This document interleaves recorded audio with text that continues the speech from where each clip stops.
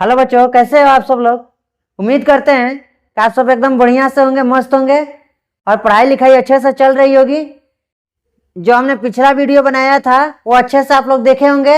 यदि वो वीडियो नहीं देखे हैं तो वीडियो को पहले देखें और फिर इस पार्ट वीडियो को देखें। तो चालू करने से पहले आप लोग से एक अनुरोध है कि आप यदि चैनल को सब्सक्राइब नहीं किए हैं तो स्मार्ट ज्ञानोदय चैनल को सब्सक्राइब कर लें और वीडियो को लाइक करें और इस वीडियो को अधिक से अधिक लोगों तक शेयर करें। तो हम पढ़ेंगे गोलीय दर्पण की वक्रता त्रिज्या और फोकस दूरी में संबंध। जैसे यह एक गोलीय दर्पण है और इसकी वक्रता त्रिज्या और फोकस दूरी यानी आर और एफ में एक रिश्ता है और यह एग्जाम की दृष्टि से बहुत ही महत्वपूर्ण है, VVI टॉपिक है। ठीक है, यह आता है दो तरह से, इसको क्वेश्चन पूछता है। या तो पूछेगा कि गोलीय दर्पण में वक्रता त्रिज्या तथा फोकस दूरी में संबंध स्थापित करें, या दूसरा यही क्वेश्चन पूछता है कि F बराबर R/2 सत्यापित करें, या इसी को थोड़ा सा और घुमा देगा, लिख देगा R बराबर 2F सत्यापित करें। ठीक है, तो एग्जाम के दृष्टि से बहुत ही महत्वपूर्ण है और इसको हम एकदम बारीकी से और बेसिक से पढ़ेंगे। सबसे पहले हम एक गोलीय दर्पण लेंगे। गोलीय दर्पण में अवतल दर्पण ले लेते हैं।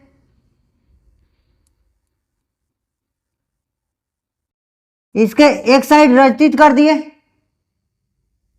तो यह जिस गोले का भाग होगा उस गोले का केंद्र भी होगा। मान लेते हैं यह केंद्र है जिसे हम वक्रता केंद्र C कहेंगे। दर्पण के मध्य बिंदु को हम ध्रुव यानी P कहते हैं। इसको मिलाने वाली रेखा को हम क्या कहते हैं? ध्रुव तथा वक्रता केंद्र को मिलाने वाली रेखा को हम मुख्य अक्ष कहते हैं। तो हमारा मुख्य अक्ष हो गया। यहाँ पर हमारा वक्रता केंद्र C है, यहाँ पर हमारा ध्रुव हो गया, यहाँ पर वक्रता केंद्र हो गया। वक्रता केंद्र से ध्रुव की दूरी हम कहते हैं वक्रता त्रिज्या R। ठीक है, कोई दिक्कत नहीं है। अब हम आगे बढ़ते हैं। हम एक मुख्य अक्ष से समांतर किरण लेंगे, एक मुख्य अक्ष के समांतर एक आपतित किरण लेंगे। तो हमारा मुख्य अक्ष के समांतर आपतित किरण हो गया। दर्पण पे पड़ने के बाद यह परावर्तन होगा। क्या होगा? दर्पण से पड़ने के बाद यह परावर्तन होगा। और हम जानते हैं कि गोलीय दर्पण के मुख्य अक्ष के समांतर आती किरणें दर्पण से परावर्तन के बाद मुख्य अक्ष के जिस बिंदु से होकर गुजरती है उस बिंदु को हम क्या कहते हैं? फोकस कहते हैं। दर्पण से परावर्तन के बाद गुजरेगा और जिस बिंदु से होकर गुजरेगा उस बिंदु को हम क्या कहेंगे? उस बिंदु को हम फोकस कहेंगे, यानी एक। और फोकस से ध्रुव के बीच की दूरी को फोकस दूरी यानी छोटा f कहते हैं। हम किरण का नाम दे देते हैं, ये किरण का नाम हो गया AB। एक बात हमेशा ध्यान रखना, गोलीय दर्पण में जब हम आपतन बिंदु पर अभिलंब डालते हैं तो वक्रता केंद्र से होकर गुजरता है। कहां से होकर गुजरता है? वक्रता केंद्र से होकर गुजरता है। इस बात को हमेशा नोट कर लेना।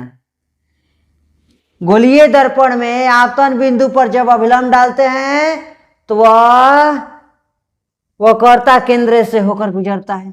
हम यहां पर अभिलंब डालते हैं।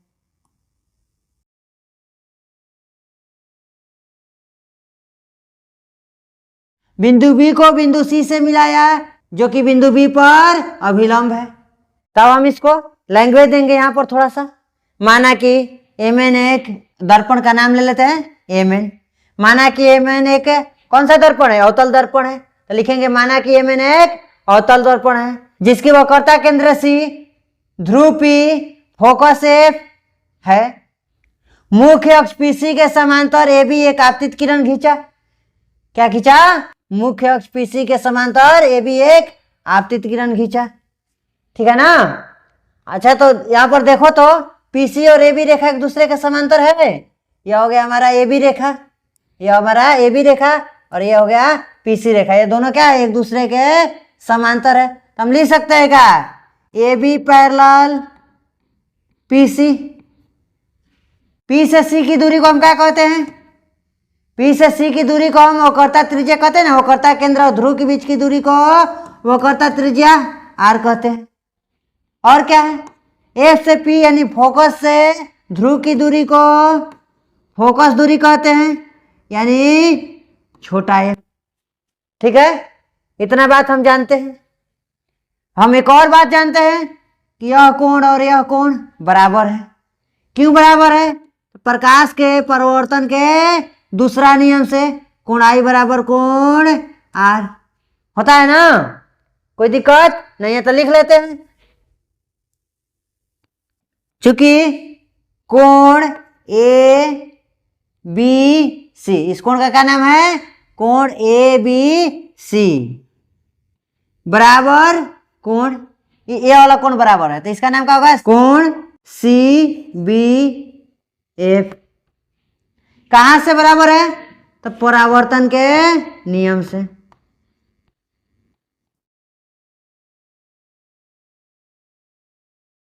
दे देंगे कोष्ट में, लिख देंगे कहां से बराबर है ताकि पता चल जाए। ठीक है, कोई दिक्कत? अच्छा, एक बात ध्यान देना, तो हम थोड़ा सा इस टॉपिक को छोड़ करके कुछ और डिस्कस करते हैं। जैसे कि आप सभी लोग जानते होंगे, जब दो समांतर रेखा गुजरती है और उसके तिर्यक छेदी रेखा काटती है तो उसके एकांतर कोण क्या होते हैं? बराबर होते हैं। एकांतर कोण किसे कहते हैं? जैसे यह कोण हो गया तो इसका एकांतर कोण कौन होगा? ये वाला होगा ना। यानी ये वाला कोण और ये वाला कोण आपस में क्या होना चाहिए? बराबर होना चाहिए। तो यहां पर देखो तो यह समांतर रेखा गुजर रहा है, का गुजर रहा है, उसके एक तिर्यक छेदी रेखा काट रहा है। जैसे देखो, इसमें से कुछ रेखाओं को बाहर निकालते हैं। क्या करते हैं? बाहर निकालते हैं। तो यह रेखा हमारा ए भी एक रेखा है, ए बी। ठीक है, इस रेखा को थोड़ा डॉट डॉट से आगे भी बढ़ा देते हैं। एक रेखा हमारा यहां पर है जो है, जिसमें यहां पर बिंदु है सी, एक बिंदु है एफ और एक बिंदु है पी, और एक यहां ए वाला है। बी को सी से मिलाया गया है तो बी को सी से मिला देते हैं। तो यहां पर देखो तो ए वाला कोण और ए वाला कोण क्या है? एकांतर कोण है। जब दो पैरेलल रेखाएं गुजरती हैं और उसको तिर्यक छेदी रेखा काटती है तो ये दोनों क्या बनता है? ये एकांतर कोण बनता है। और हम जानते हैं कि एकांतर कोण क्या होते हैं? बराबर होते हैं। यानी हम कह सकते हैं क्या? कोण ए बी सी, कोण ए बी सी बराबर कोण बी सी एफ, कह सकते हैं ना। ठीक है, तो हम आते हैं, इसको अब मिटा देते हैं। उम्मीद करते हैं कि समझ गए होंगे। तो हम यहां पर लिख सकते हैं कोण ए बी सी बराबर कोण बी सी एफ। कहां से? एकांतर कोण से।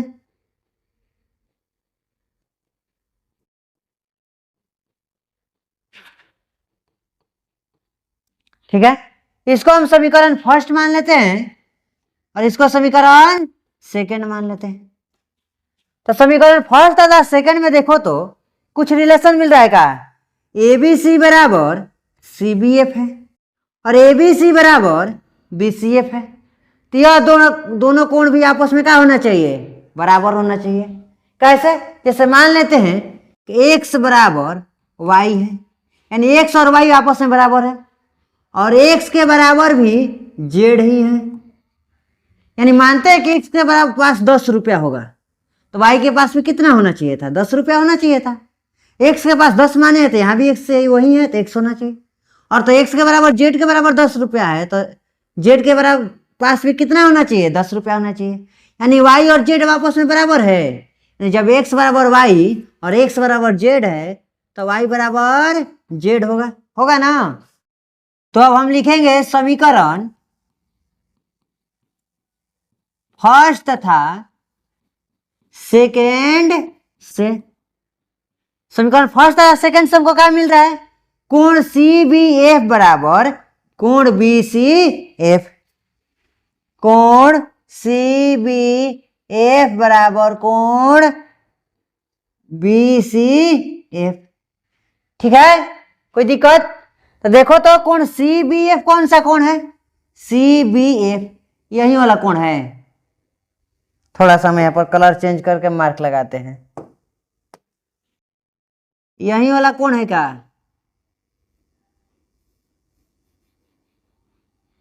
कोण सी बी एफ। और दूसरा कोण है B C F, B C F, यह कोण बराबर है।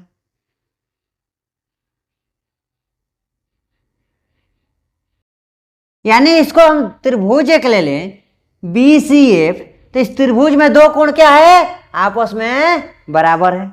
बराबर है ना? ये वाला कोण और ये वाला कोण क्या है? बराबर है। और जब किसी त्रिभुज का दो कोण बराबर होता है तो उसके सामने की दोनों भुजा भी बराबर होती है। यानी इस कोण के सामने भुजा कौन है? यह वाला है। इस कोण के सामने भुजा कौन है? यह है। यानी यह दोनों भुजा क्या होगा? आपस में बराबर होगा। और जब भुजा बराबर होगा तो त्रिभुज समद्विबाहु त्रिभुज कहलाएगा। जब त्रिभुज की दो भुजाएं आपस में बराबर होती है तो ऐसे त्रिभुज को हम क्या कहते हैं? समद्विबाहु त्रिभुज कहते हैं। तो यहां पर लिखेंगे अब त्रिभुज बी सी एफ में, तो बी सी एफ में देखेंगे तो दो कोण इसका बराबर है। और दो कोण बराबर है तो दोनों भुजा क्या होना चाहिए? सामने के भुजा बराबर होना चाहिए। तो कोण C B F, C B F की सामने की भुजा क्या है? C F. तो लिख सकते हैं सी एफ बराबर, अगला कोण है B C F, B C F, इसके सामने की भुजा क्या है? F B, F B, F B को बी एफ बी लिख सकते हैं, कोई दिक्कत नहीं है।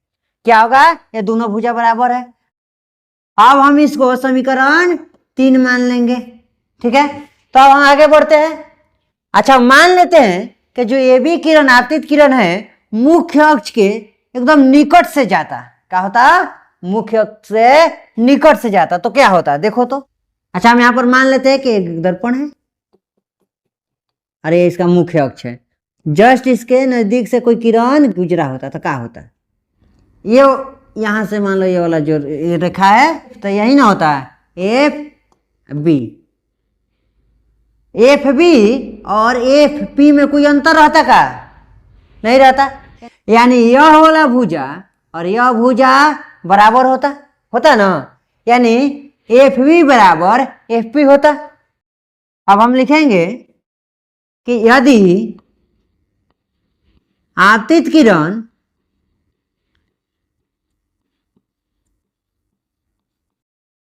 ए बी मुख्य अक्ष के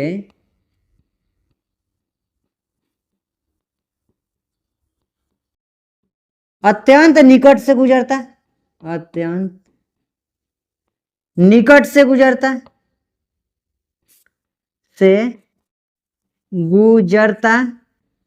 तो गुजरता तो क्या होता है? गुजरता तो एफ बी और एफ पी बराबर होता है। यानी एफ बी बराबर एफ पी, इसको समीकरण 4 मान लेते हैं। तो देखो तो समीकरण 3 तथा 4 से एफ बी बराबर सी एफ है और एफ बी बराबर एफ पी है।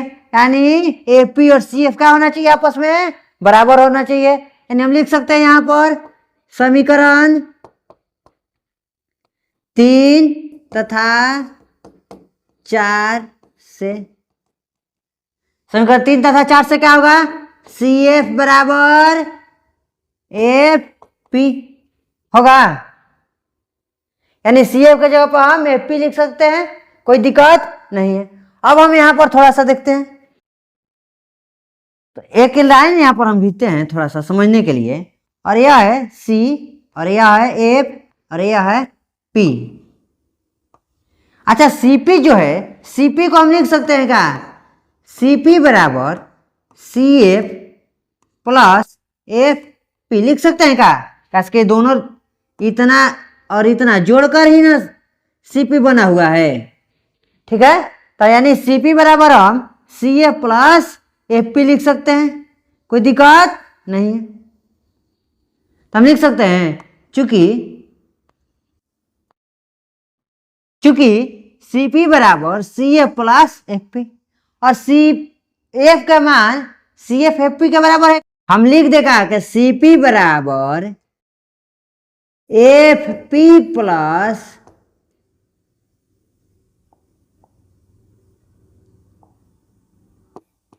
Fp। कोई दिक्कत नहीं है। तो इसी को हम लिख सकते हैं Cp बराबर 2Fp और Cp का मान हम शुरू में क्या लिखे थे, Cp या Pc, बात एक ही हुआ R, और Fp का मान F, तो मान रख देगा, यानी Cp का मान हो गया R और 2 के जगह पर 2, Fp का मान हो गया F, यानी R बराबर 2F। इसी को हम आगे बढ़ाएंगे तो लिख सकते हैं F बराबर R बटा 2। ठीक है, कोई दिक्कत? तो हो गया सत्यापित। फिर से एक बार देख लेते हैं। ये भी जो है पीसी के पैरेलल है। क्या है? पीसी के पैरेलल है। पीसी यानी ध्रुव और वक्रता केंद्र को, दूरी को हम कहते हैं वक्रता त्रिज्या। एफ से यानी फोकस से ध्रुव की दूरी को फोकस दूरी यानी छोटा एफ। यह कोण और यह कोण आपस में बराबर होगा प्रकाश के परिवर्तन के नियम से। ये वाला कोण और ये वाला कोण बराबर होगा एकांतर कोण से। इसको हम समीकरण 1 मान लेंगे और इसको समीकरण 2 मान लेंगे। तो हम यहाँ पर हमको मिल रहा है कि कोण ABC बराबर कोण CBF और यहाँ मिल रहा है ABC बराबर BCF। तो यहाँ पर जब दोनों बराबर है तो यह भी दोनों आपस में क्या होना चाहिए? बराबर होना चाहिए। तो हम लिख सकते हैं समीकरण 1 तथा 2 से कोण CBF बराबर कोण BCF। कोई दिक्कत नहीं है ना? ठीक, अब हम देखेंगे तो जब ये दोनों कोण बराबर हो गया तो यह इसके सामने के भुजा भी क्या होना चाहिए? बराबर। बराबर कोण के सामने की भुजा बराबर होती है। तो यह वाला भुजा और यह भुजा क्या है? आपस में बराबर है।